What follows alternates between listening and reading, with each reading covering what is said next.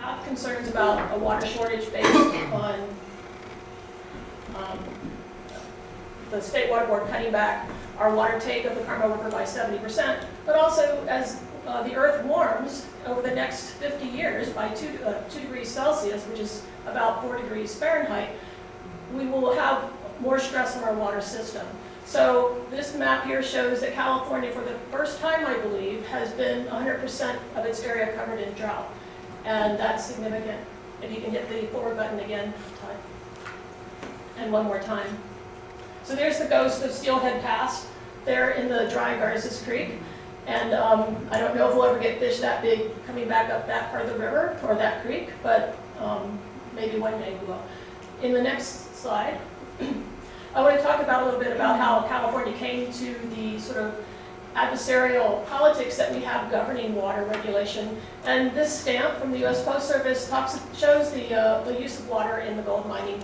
Basically, California's water laws originated in the gold mining. To mine gold, it required a lot of water. The hydraulic mining used a huge amount of water. And so what gold miners used to do when they first came to an area and staked out their claim, they posted signs along the waterway claiming right to the water. And that was the beginning of the riparian rights. They basically owned the water. And anyone who came after them who wanted to use that water for their gold mining claim had to ask basically for an allocation. And so this sort of set up the politics that we have and the laws that we have right now, where you have people who have rights on the Carmel River. Oh, sorry. Oh, okay. And there are other people like Cal-Am who were allocated an amount. And in order to meet the demands of the community as it grew on the peninsula, they were obligated to provide that amount of water to the people. And then as the, next slide, and then as the water was not enough to support the ecosystem and the red-legged frogs and the steelhead started to decline, people will start to battle. And it's not at all unlike, I don't know if you can see it very well, but these are two people duking it out in the gold mining days over a shared water right that was disputed. So that's how they settled their arguments. Now we go to court and sue each other. But the point is, water policy is very contentious, and scientists really shy away from this. Next slide. The last thing I want to say is that in California, we have erratic rainfall, and it hasn't significantly changed in its erraticness over the last 150 years. And yet, we don't really store water for the dry years, and we don't really make use of the water in the wet years as much as we could. And we know that every few years there's going to be droughts. And yet, next slide, we also know that no matter how hard we try, population is going to continue to grow for the next coming decades. This is Monterey County, and the rainfall in blue is Central Coast rainfall. And in Monterey County, we went from 27,000 people to over 400, or nearly 400,000 in about, 100 years. So Monterey Peninsula itself has been relatively stable since the cease and desist order was applied in 1995. But there's lots of people who want to build and grow, and so around us it's going to continue to grow. So there is a problem when you take this reality of population expansion, a relatively fixed water amount from the sky, and superimpose that on drought and climate change in the future. Our young people really need to start thinking about this now. So without further ado, I'd like to introduce our first group, the Steelhead Group.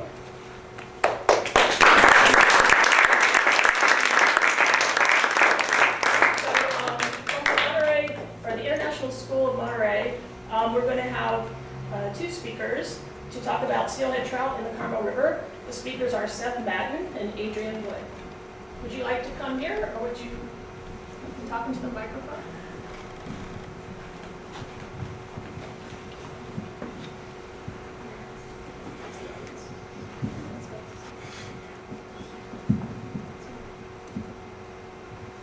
We're going to tell you about steelhead trout in the Carmel River. I'm Seth. I'm Adrian. And we're going to tell you about three things. The life cycle of the steelhead trout, The problems they have during their migration, and how people help steelhead trout in the Carmel River. So this is some general information. So the lifespan of a steelhead trout is about 11 years. and they mature at age 2 to 3.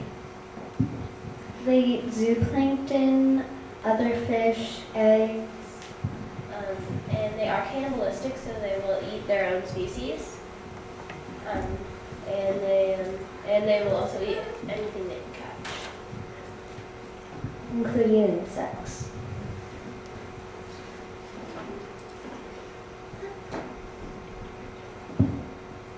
So this is the population. You can see that the steelheads population changed throughout the years. So and it hasn't gotten above 1,000 in the past years.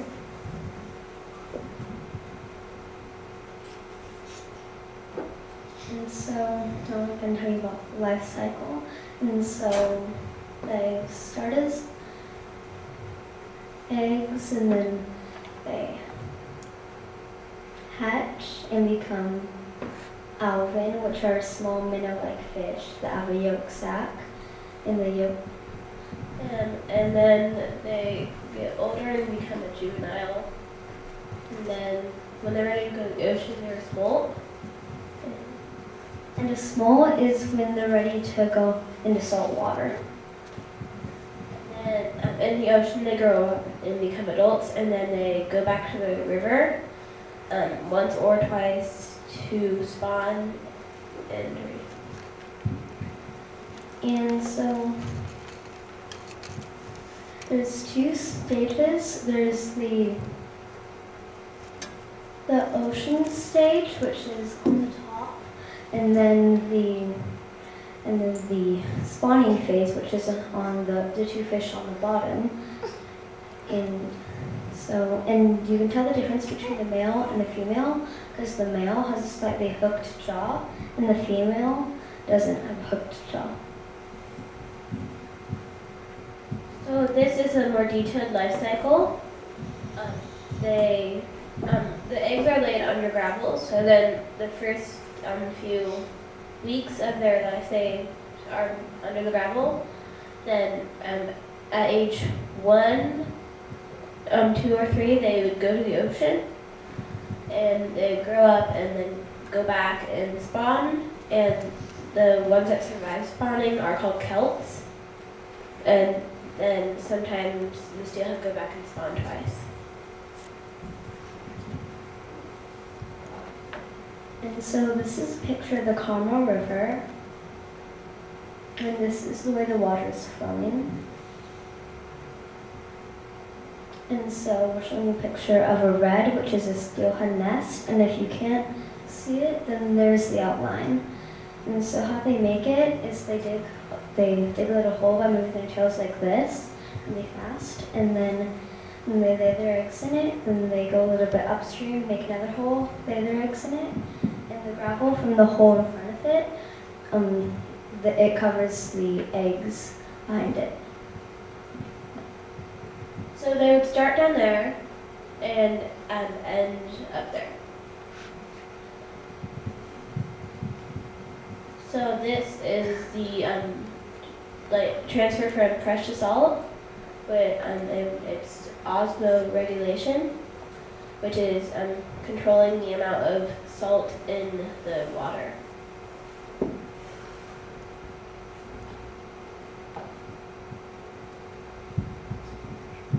And so the red arrows represent ions or salt, and the green is just like regular water. And so while they're in the ocean, they drink a lot of water, but while they're in the fresh water or river, they don't drink as much, or else they'll bloat and die. So this is showing the migration. They start at the Carmel Bay, where the X is, and go those 3 locations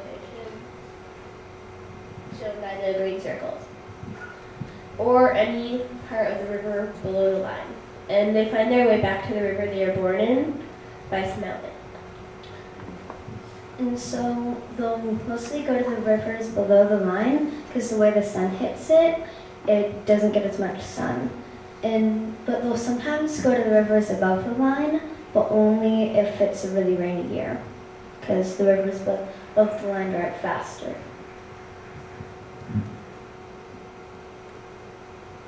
And this is a picture of two steelhead in the spawning location. You can tell because there's like gravel, and that's where they live. So this is different, like comparing the different adaptations to other fish.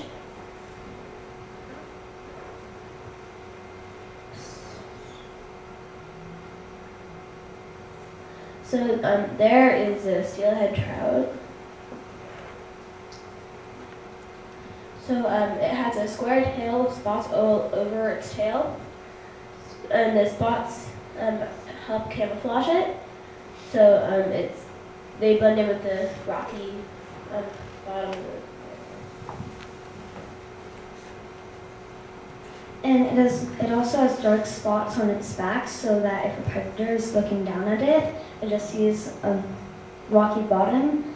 And it has a white belly, so that if a predator or a bigger fish is looking up, it just sees like the sky. And a way to tell the difference between steelhead trout and maybe like a Chinook salmon is they look really similar. You could look at the mouth. A steelhead has a white mouth.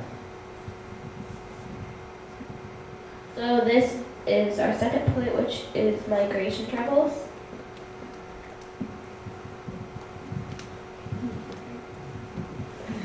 And so some of the predators are like osprey,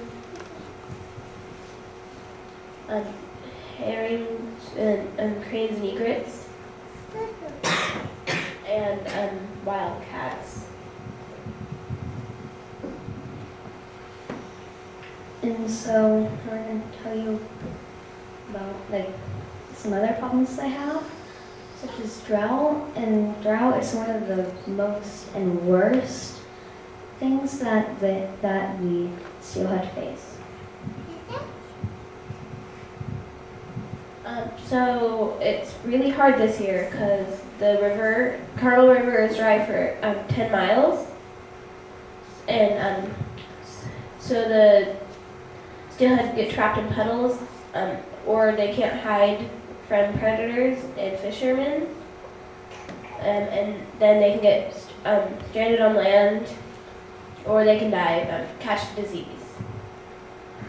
And they get stranded in the puddles because when it rains, all the water it starts going down the river, and then the juveniles they go with the water, but then and then the aquifers they suck up all that water, and so they don't make it all the way back to the ocean, and they get stuck in the puddles. So this is a picture of the U.S. Trout Monitor.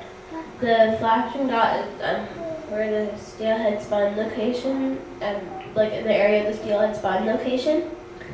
And it is in the exceptional drought, which is one of the worst droughts possible. So this is a happy steelhead. There's like the rain levels high and the water table is really high, so it can swim up and down the river. But now we're sucking up too much water out of the aquifers, and so the water table has gone down, and so if it rains, the water just gets sucked up by the aquifers, and so these steelhead can't migrate up and down the river.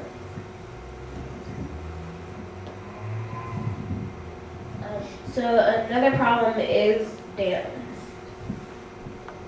And so pretend you're tired or exhausted, you're stressed out, and then you pretty much come up to a concrete wall and you have to try to swim over it. And so instead of having the trout have to swim over that, like at the Dos Padres Dam, they have a fish trap, and so Cal-Am, they trap the fish, and then they truck them up past the dam, and then they release them. And at the San Clemente Dam, there is a fish ladder, which is like stairs with water running down it, so the fish can just jump up. Like our foot is a fish, and as we're walking upstairs, our foot usually goes one step at a time, so it's the same as the trap. So this is our third point, which is human help. So the Carmel River Steelhead Association is like a voluntary group that helps the juveniles and they bring them to rearing facilities.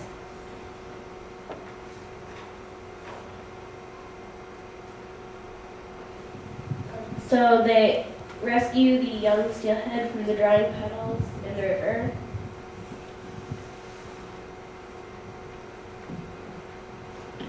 And so CSRA and Carmel Steelhead River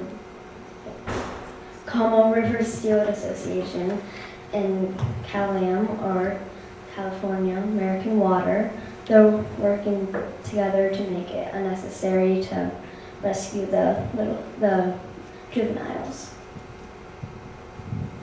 And they use two methods to catch the juveniles. They use electroshock, which is like sending electrical signals through the water, and they use nets to scoop out fish in muddy water.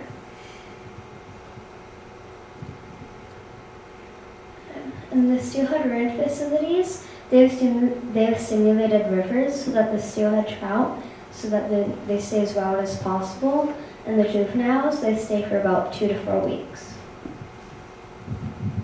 And these are pictures of rearing facilities, which have the simulated river with like a current and then some native plants to keep the steelhead as wild as possible.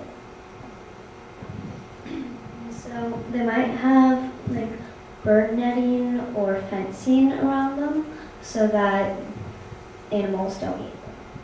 And it was formed in the 1990s, but the rescues go back to the 1980s. So this is our videography. And